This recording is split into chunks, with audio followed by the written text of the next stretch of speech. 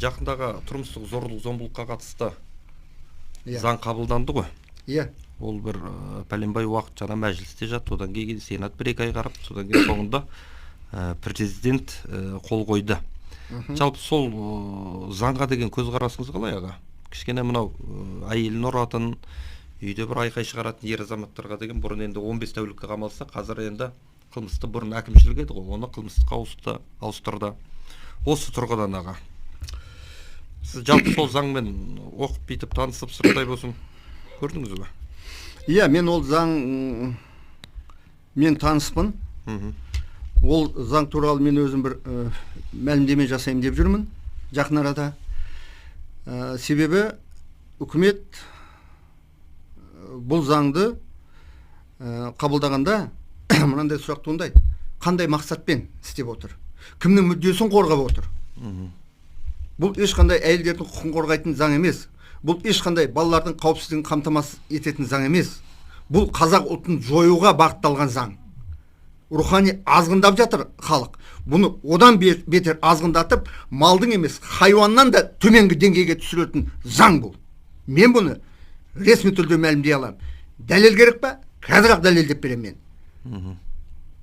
Бұл отбасын ойрандататын заң. Міне, мемлекеттің тірегі отбасы, біздің салт дәстүрімізді, әдет ғұрпымызды, ұлттық құндылықтарымызды жоятын, отбасын ірітіп шірітетін заң. Бала мен ата-ананы бір-біріне қарсы қоятын заң. Әйел мен еркегін бір-біріне қарсы қоятын заң. Сөйтіп, мына қоғамды ірітіп, шірітіп, қазақ деген ұлтты жоюға бағытталған заң. Бұл заң кездейсоқ шыққан жоқ. Мына тәуелсіздік алғалы бірнеше рет ұлтты жоюға бағытталған акциялар болған, осындай бағдарламалар болған үкіметтің.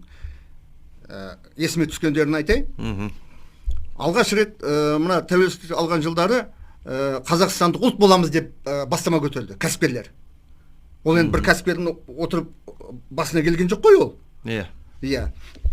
Сөйтіп қазақстандық ұлт боламыз, енді қазақ деген ұлт болмайды. Сол кезде бүкіл енді Мұхтар Шаханов ағамыз бастаған зиялы қауым өкілдері қарсы шықты. Асанәлі Әшім ағамыз бар. Ашық жариялауға дейін барды ол кісілер. Содан кейін билік райынан қайтты. Түсінді. Бұл заңға қарсы адамдар бар екен. Халық көтеріліп кетуі мүмкін екен деп. Одан кейін тағы бір үлкен бұлар бастама көтерді, ұлтты жоюға бағытталған. Бұл заң бойынша енді сіз балаңызға ұрса алмайсыз. Балаңызды шапалақпен ұра алмайсыз.